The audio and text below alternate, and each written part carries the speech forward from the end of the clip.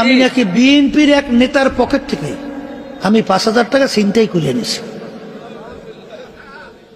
এই হলো আমার বিরুদ্ধে অভিযোগ।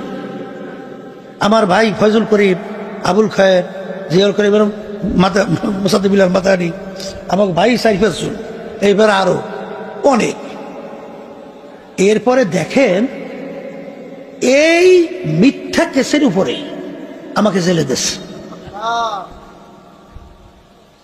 জেলে দিয়া ম্যাজিস্ট্রেট আমাকে ৫ বছর সাজা দিয়ে দিয়েছে।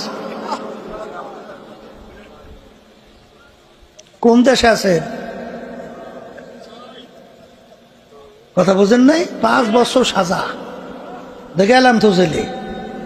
আমার মোটে ছাড়বেই না, আটকেই রাখবে, কিন্তু আল্লাহ বাড়ি করলে তা রাখতে পারে না।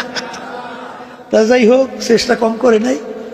এরপরে আমরা তো হাইকোর্ট থেকে বিভিন্ন কায়দায় জামিন টামিন আনছি। ওরা আবার করছে কি, হেইজারে ভাঙছে। তখন বিভিন্ন ক্ষমতায় ভাইঙ্গে আবার সুপ্রিম কোর্ট সিঙ্গেল বেঞ্চ দিয়া আবার সাজা বহাল। এখন বাকি রয়েছে কোন কোর্ট? সুপ্রিম কোর্ট ফুল বেঞ্চ, ৫ জন বিচারক বসে। ও সুবহানাল্লাহ, যেই বিচারক আমাদের ওই সাজা বহল রাখছে, কয়েকদিন পরে এই বিচারক প্রধান বিচারপতি হয়ে গেছে। এখন আমাদের যদি আপিল করতে হয় তার কাছে। এখন বিপদে শেষ আছে।